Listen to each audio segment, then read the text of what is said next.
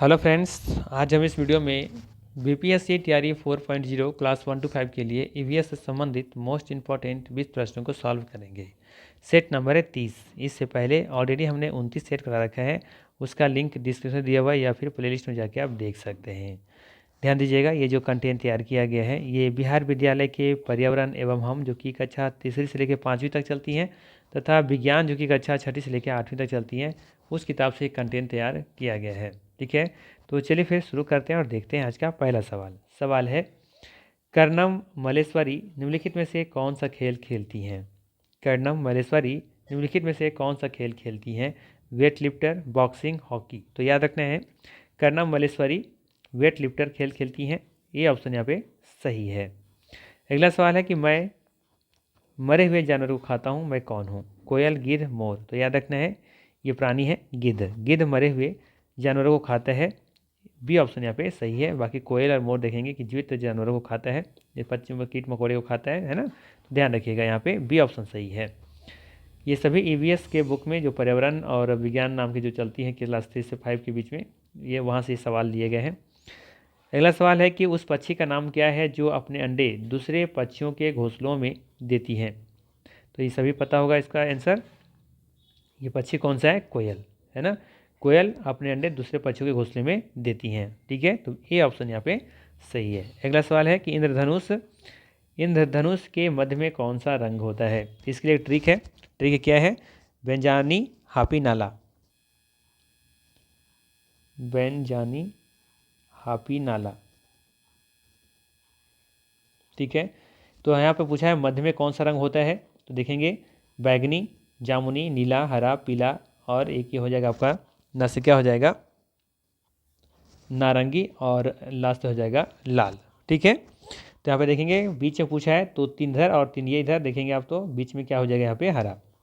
ठीक है, तो यहाँ पे सही आंसर क्या हो जाएगा, हरा रंग। ठीक है, तो ध्यान दीजिएगा इंद्रधनुष के मध्य में हरा रंग होता है, ये ऑप्शन यहाँ पे सही है। ठीक है, चलिए अगला सवाल लेते हैं। अगला सवाल है, ध्यान दीजिएगा सभी क्रम से ही होते हैं। ठीक है, जो इंद्रधनुष होते हैं ना, इंद्रधनुष, तो इसका जो कलर होता है बस ऐसे ही होता है, क्रम से होता है। बैगनी, फिर जामुनी, फिर नीला, फिर हरा, फिर पीला, फिर नारंगी, फिर लाल। ये क्रम से ही है। ठीक है, तो अंतिम पूछे, सबसे नीचे कलर पूछे तो लाल, सबसे ऊपर कलर पूछे तो बैगनी। इस तरह से आपको याद रखना है, पीछे कलर पूछा जाता है या तो फिर लास्ट या फर्स्ट का ही पूछा जाता है, बाकी का ज़्यादा क्वेश्चन यहाँ से नहीं पूछे जाते हैं। ठीक है, फिर भी आपको पूरा क्रम से याद रखना है। कभी क्रम से लगाने के लिए भी आएगा तो यहाँ से लगा सकते हैं, बेंजानी, हापी, नाला याद रखना है आपको। ठीक है, चलिए अगला सवाल लेते हैं। अगला सवाल है, सबसे छोटा पक्षी कौन सा है? बताना है यहाँ पे कि कौन सा इसमें से सबसे छोटा पक्षी है। ठीक है, मोर, चील, शुतुरमुर्ग, इससे अधिक हो या इनमें से कोई नहीं। तो ध्यान रखना है, यहाँ पे सही आंसर हो जाएगा ऑप्शन नंबर यहाँ पे ई होगा, ऊपरी में से कोई नहीं। ठीक है, सबसे छोटा पक्षी कौन सा है? हमिंग बर्ड है। ठीक है, चलिए अगला सवाल लेते हैं।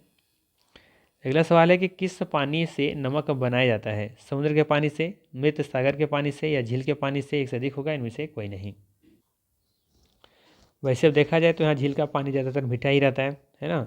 तो समुद्र के पानी से और मृत सागर के पानी से नमक बनाया जा सकता है, तो यहाँ पे डी ऑप्शन बिल्कुल ही क्या होगा, सही होगा। ठीक है, चलिए अगला सवाल है, कौन सा जल जनित रोग नहीं है? बताना है आपको यहाँ पे कि कौन सा जल जनित रोग नहीं है। हैजा, टाइफाइड, मलेरिया। तो मलेरिया एक जल जनित रोग नहीं है, ये मच्छर के काटने से होता है। ठीक है, तो अब बाकी हैजा और टाइफाइड देखेंगे कि ये जल जनित रोग है, तो यहाँ पे सी ऑप्शन बिल्कुल सही है। अगला सवाल है कि किस पेड़ के एरियल जड़ें होती हैं? किस पेड़ की एरियल जड़ें होती हैं? नीम, संतरा, आम, एक से अधिक होगा, इनमें से कोई नहीं। अच्छा सवाल है, ध्यान दीजिएगा, किस पेड़ की एरियल जड़ें होती हैं? तो ध्यान रखना है, पीपल का पेड़ जो होता है ना, उसका जो रूट्स होती हैं वो एरियल होती हैं। ठीक है, अर्थात यहाँ पे ई ऑप्शन बिल्कुल ही सही होगा। अब सवाल ये भी आ सकता है कि एरियल रूट्स क्या होती हैं? तो ध्यान रखना है, एरियल रूट्स वे जड़ें होती हैं जो ज़मीन के ऊपर मौजूद होती हैं। तो आप देखेंगे कि पीपल का जो जड़ होता है वो ज़मीन से ऊपर आपको देखने को मिलती हैं। ठीक है, तो ध्यान रखना है, पीपल का जो पेड़ होता है उसकी रूट्स कैसी होती हैं? एरियल रूट्स होती हैं। एरियल रूट्स का अर्थ ही होता है जो ज़मीन के ऊपर मौजूद होती हैं। ठीक है, एक सवाल और यहाँ से पूछा जाता है कि कौन सा वायवीय जड़ का एक उदाहरण है? वायवीय जड़ है ना, जो वायु के संपर्क में हो, तो ये भी क्या होगा इसका आंसर? पीपल का पेड़ ही होगा। ठीक है, तो दोनों तरह से पूछा जा सकता है, या तो पूछा जा सकता है वायवीय जड़ का उदाहरण, या तो पूछा जा सकता है किसकी जड़ें एरियल जड़ें होती हैं। तो दोनों का आंसर क्या होगा, पीपल का पेड़ ही होगा। ठीक है, अगर आपसे पूछा जाए कि किसकी जड़ें शंक्वाकार होती हैं, तो वो होगा फिर गाजर। गाजर की जड़ें आप देखेंगे कि शंक्वाकार होता है। ठीक है, अगर कुंभी रूपी पूछा जाए, कुंभी रूपी जड़ें, तो इसका होता है सलजम का। सलजम का जो जड़ होता है वो कुंभी रूपी होता है। ठीक है, अगर आपसे पूछा जाए नुकीली जड़ें किसकी होती हैं, तो मूली, मूली जो है इसकी जड़ें नुकीली होती हैं। ठीक है, बाकी एरियल जड़ें पूछ रहा है तो यहाँ पे क्या होगा, पीपल का पेड़। ठीक है, चलिए अगला सवाल लेते हैं। अगला सवाल है, इनमें से कौन सा फसल उत्सव है, मकर संक्रांति, बिहू, ओणम। तो अब देखेंगे कि सभी फसल उत्सव ही हैं। बिहू असम का है, ओणम देखेंगे कि ये आपका केरल का है। ठीक है, और मकर संक्रांति देखेंगे उत्तर भारत में मनाया जाता है ये। तो सही आंसर क्या हो जाएगा, ऑप्शन नंबर डी, यहाँ पे ये सभी फसल उत्सव ही हैं। ठीक है, चलिए अगला सवाल है, गुरुद्वारे का आम भोजन क्या कहलाता है, लंगर, अरदास, प्रसाद, एक से अधिक में से कोई नहीं, तो ये लंगर कहलाता है। ठीक है, ये ऑप्शन यहाँ पे सही होगा। चलिए अगला सवाल लेते हैं। अगला सवाल है, आंध्र प्रदेश किस कपड़े के लिए प्रसिद्ध है, आंध्र प्रदेश किस कपड़े के लिए प्रसिद्ध है, पश्मीना, कोल्हापुरी, पोचमपल्ली, एक से अधिक इनमें से कोई नहीं, तो याद रखना है पोचमपल्ली इसका सही आंसर है। ठीक है, आंध्र प्रदेश पोचमपल्ली कपड़े के लिए प्रसिद्ध है।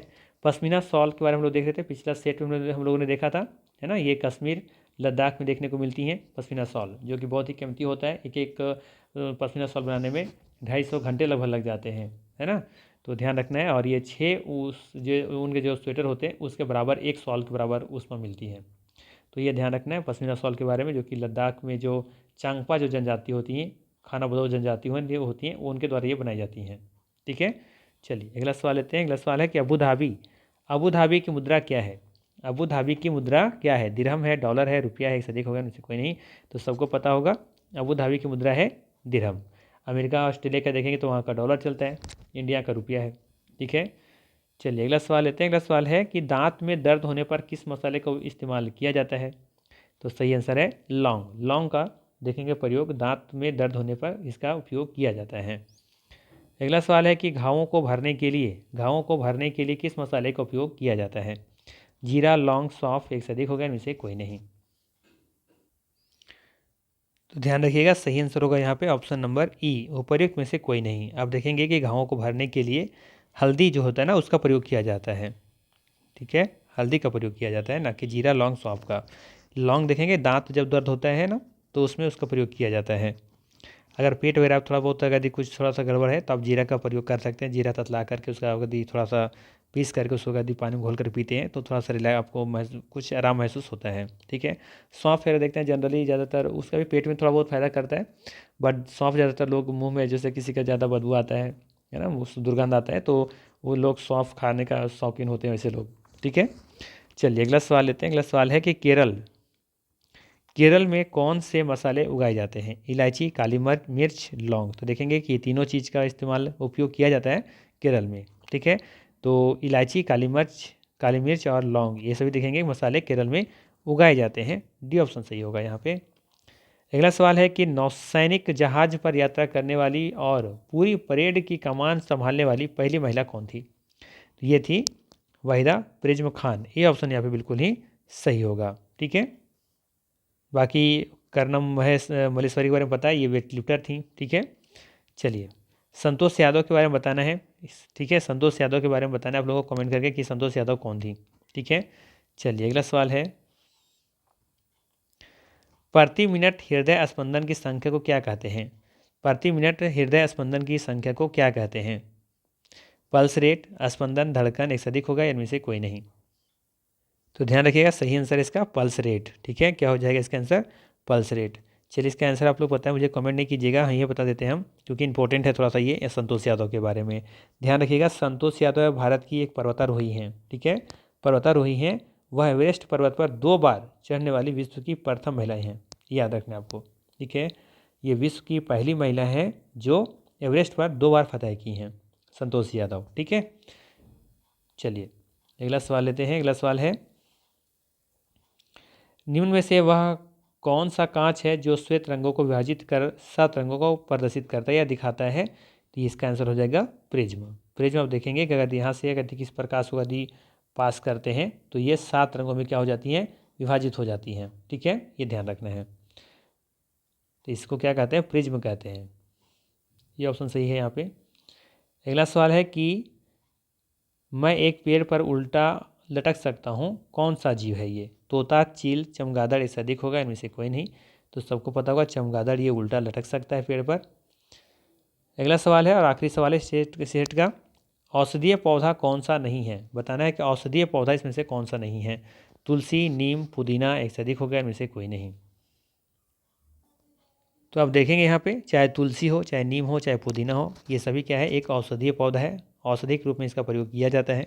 सही आंसर हो जाएगा फिर ऑप्शन नंबर ई, उपर्युक्त में से कोई नहीं। ठीक है, तो ये था मोस्ट इंपॉर्टेंट 20 MCQ। अगर वीडियो अच्छा लगा हो तो लाइक ज़रूर कीजिएगा। चैनल पर नए हैं तो सब्सक्राइब कर लीजिएगा। कम समय में कोशिश करता हूँ कि अधिक से अधिक कंटेंट दूँ। ठीक है, तो मात्र 10 मिनट का वीडियो में 20 आपको MCQ करवाया हूँ। अगर वीडियो अच्छा लगा तो लाइक ज़रूर कीजिएगा। ठीक है, बाकी फिर मिलते हैं हम लोग इसी तरह के नेक्स्ट वीडियो में। Thanks for watching.